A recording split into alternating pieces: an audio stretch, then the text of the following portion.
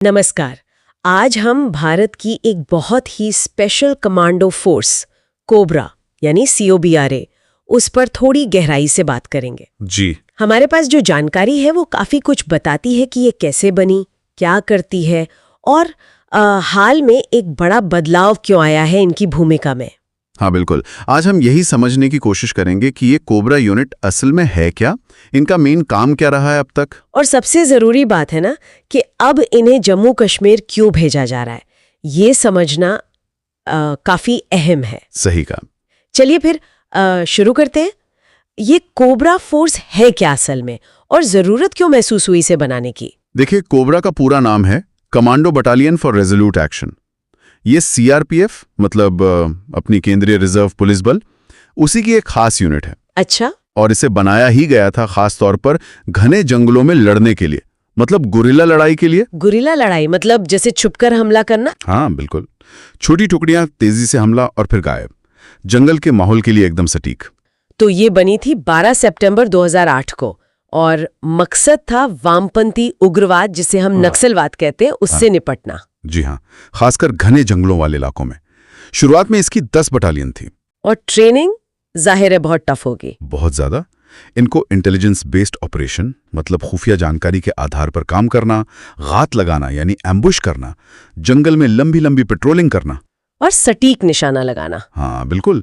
इनकी ट्रेनिंग बिलगाम और कोरापुट जैसी जगहों पर होती है, जो काफी मुश्किल मानी जाती है। हथियार भी खास होंगे इनके पास। हाँ, जैसे जानकारी है कि INSS, AKM। हाँ, INSS, AKM, टेवर, X95, MP5 जैसी असॉल्ट राइफलें हैं, फिर स्नाइपर राइफलें हैं, ग्रेनेड लॉन्चर हैं, मतलब जंगल की लड़ाई के हिसाब से एकदम लैस। और ट्रेनिंग में सिर्फ हथियार नहीं, बल्कि माहौल में छुप जाना, कैमोफ्लाज जिसे कहते हैं, हेलीकॉप्टर से रस्सी के सहारे उतरना। अच्छा, हेलीबॉर्न ऑपरेशंस है। हाँ, और ID मतलब जो बॉम्ब वगैरह लगा देते हैं जमीन में, उनको ढूंढना, डिफ्यूज करना, रात में ऑपरेशन करना, ये सब शामिल है। तो अब तक इनका मेन फोकस एरिया कौन सा रहा है? ज्यादातर तो ये रेड कॉरिडोर वाले राज्यों में ही तैनात रहे हैं। रेड कॉरिडोर, हाँ, जैसे छत्तीसगढ़, झारखंड। बिल्कुल, छत्तीसगढ़, झारखंड, बिहार, उड़ीसा, महाराष्ट्र, ये सब इलाके।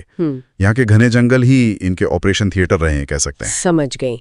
अब आते हैं उस ताजा खबर पर जिसने सबका ध्यान खींचा है। बिल्कुल, यहाँ से मामला और दिलचस्प हो जाता है। बिल्कुल। अभी हाल की बात है, मई 2025 में छत्तीसगढ़ के सुकमा और बीजापुर, वहां 210वीं कोबरा यूनिट ने कई ऑपरेशन किए, मुठभेड़ें भी हुई। हाँ, कुछ दुखद खबरें भी आई थीं। जी।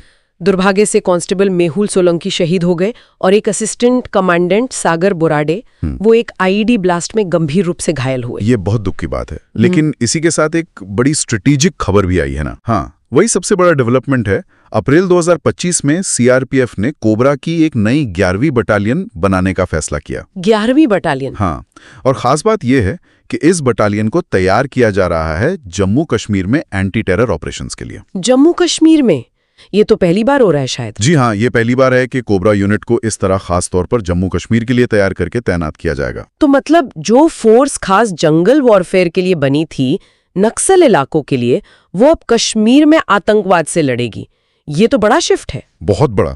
पर जम्मू कश्मीर ही क्यों? क्या वजह लगती है इसके पीछे? देखिए, अगर आप जम्मू के कुछ इलाकों को देखें, वहां के घने जंगल, पहाड़ी इलाके, वो काफी हद तक रेड कॉरिडोर के जंगलों जैसे ही हैं। अच्छा, मतलब टेरेन मिलता जुलता है। हाँ, काफी मिलता जुलता। तो सोच यही है कि जंगल युद्ध में जो इनकी एक्सपर्टीज है, इनकी जो महारत है, वो जम्मू कश्मीर के जंगली इलाकों में छिपे हुए आतंकवादियों से निपटने में बहुत कारगर साबित हो सकती है। यानी उनकी जो स्पेशल स्किल है उसे अब एक नए थिएटर में इस्तेमाल करने की योजना है। सही पकड़ा आपने।